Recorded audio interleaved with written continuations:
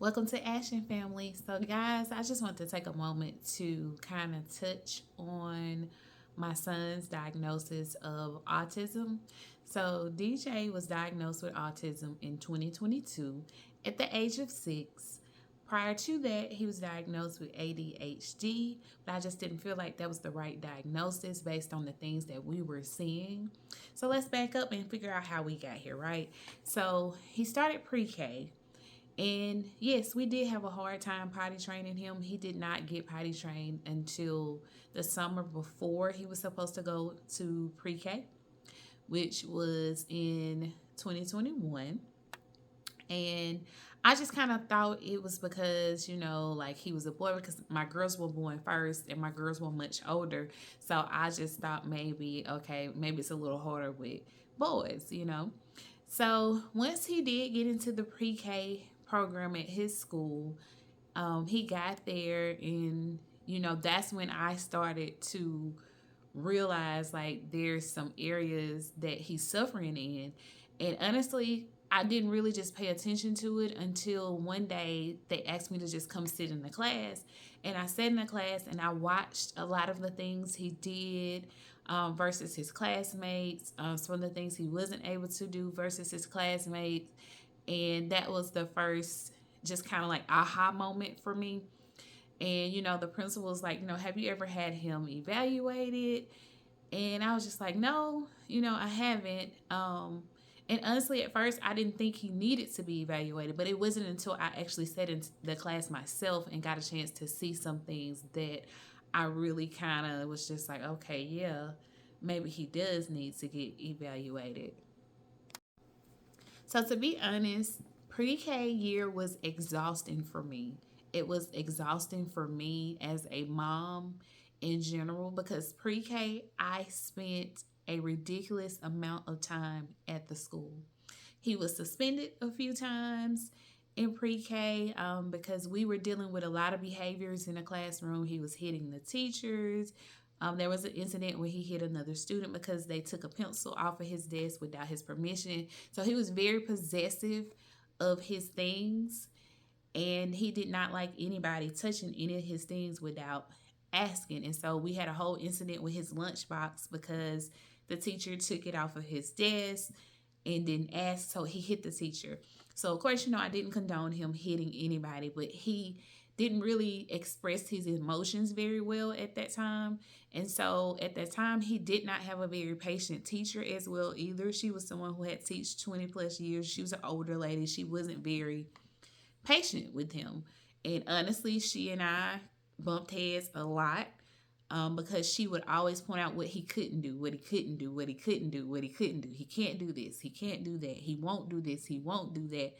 And as a parent, I said she spends all of the time focusing on what he can't do versus what he can do. So let's talk about the process.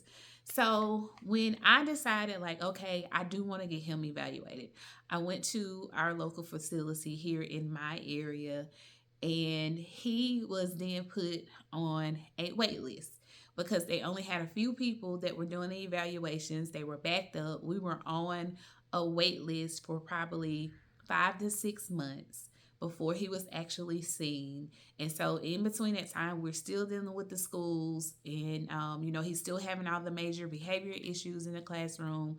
When he would get upset, he would throw desks, he would throw pencils, he would hit the teachers.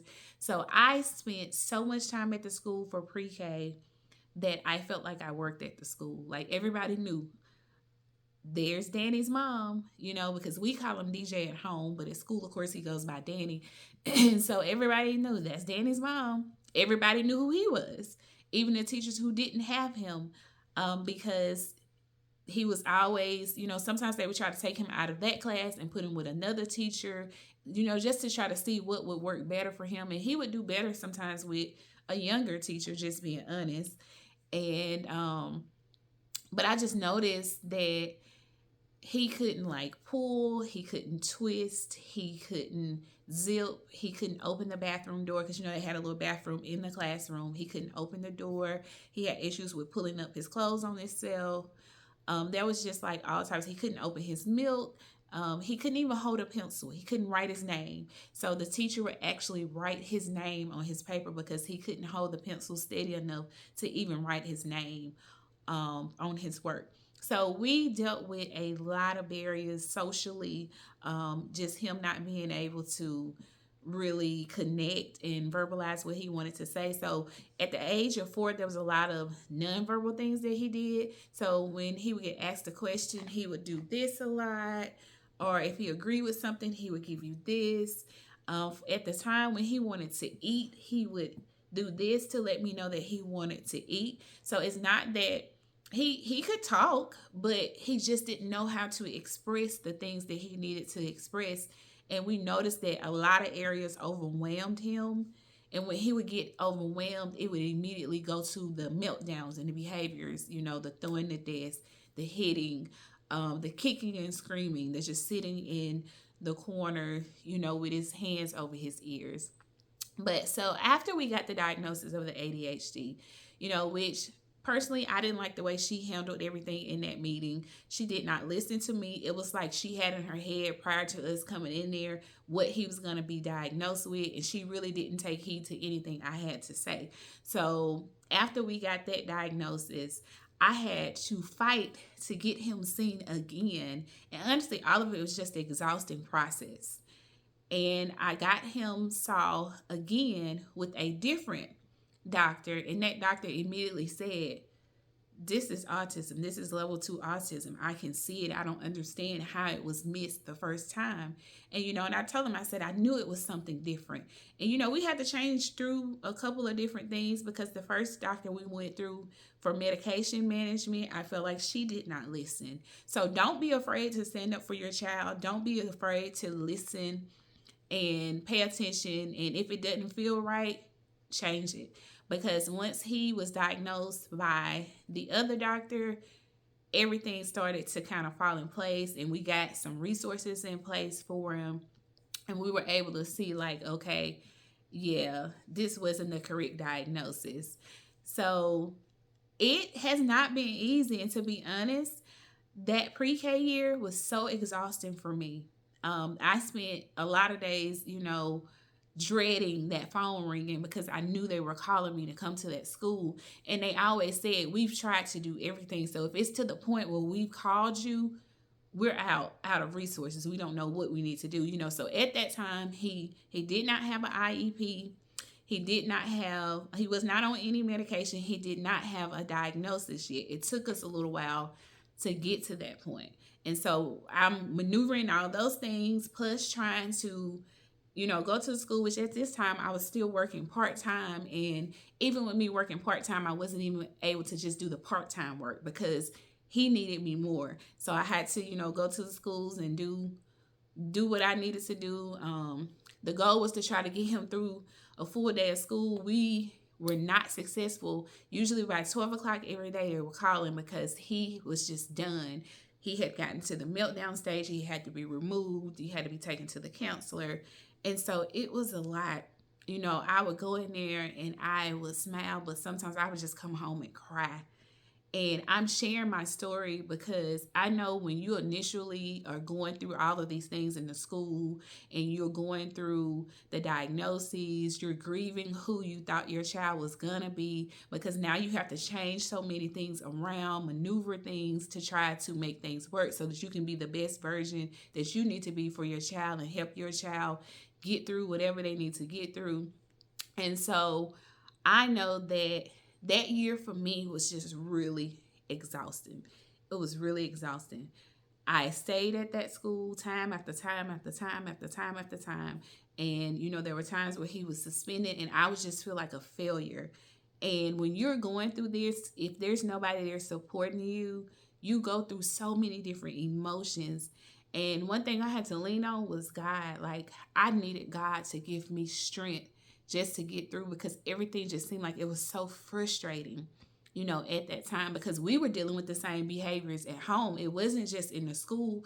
We were dealing with the same things at home with him throwing the chairs and throwing the desks and, the different things and people not understanding. I know initially several of my family members didn't get it. They just said, oh, he's just bad. He just needs a whooping. And we would tell them, no, that's not the case. And so sometimes you feel alone. And so that's why I wanted to share this. All of your feelings are valid. The things that you feel, the sadness, the grief, the confusion. Because once we got the diagnosis, I didn't know a whole lot about it. And I was trying to figure out what was best for him, how to help him. So I was watching videos. I dived into researching books, all these different things. And when they gave him the diagnosis, they gave me this list of resources. And honestly, that list of resources was not helpful. On that list, there were people who numbers were no longer the same, so several disconnected numbers. There were people who did not take my insurance. There were people at the time that did not take 4 year olds and only took 6 and up. So I went through this long list, and at the end of that list, I had nothing. So something that was supposed to be presented to me as something helpful did not help me. They said, oh, you need to get him on the list for ABA therapy. This is a game changer. It's going to help him. We stayed on that wait list for a whole year just for them to call us when they finally got an opening and say, oh, we don't take your insurance. So if you would like to have him seen, it'll be $1,000 a week to have him seen. So I just want to encourage somebody who may just be starting their journey with autism, that I understand that it's a lot, but there is support out there once you find your right people. I mentioned that my son could not write in pre-K. He could not hold his pencil. He could not write. So they tried to do most of his work on the computer for him because he could type, but he couldn't like hold things tightly. And we did do occupational therapy twice a week for 6.5 months, I think we did. And that helped him tremendously because before going into occupational therapy, he could not open a water bottle. He could not open a bag of chips. He could not zip up a jacket. He could not twist anything. He could not push anything. But after coming out of that occupational therapy, he was at least able to hold his pencil. And we were able to find this pencil gripper on Amazon that helped him as well. And I'll link it below too, for parents who may be interested in that. But my point is just hold on, because my son is 8 years old now, and we have gone through several different stages. We went through an elopement stage. At 4, he actually got out of the school, and we stayed across the street from the school, and he knew that, and he made it to the front door. And but he was caught just in time. And they asked him, where was he going? He said, home. So he was going to attempt to cross the street and come to the house by himself. So we have gone through an elopement stage. He has gotten out of the school a few times. We went through that stage, and I always used to park really close because to him, it was just a sport. He would just take off running. And so I would just park close wherever we went. I never let his hand go because I knew if he got away from me, he was going to be really fast. So there are a lot of challenges you have to endure, but just remember, God gave you what you need. My strength has come from God. That's been the only way I've been able to make it. We're in a much better place now, and I'll be sharing our story just in increments. But if you are just new to this and you're just going through this, I see you. If you have any questions, feel free to reach out to me. My email is in my bio, and I'll be willing to help in any way that I can. So God prepared you, and He chose you to raise this child, and He's going to give you what you need to get through it. So thank y'all for watching. Y'all have a great day.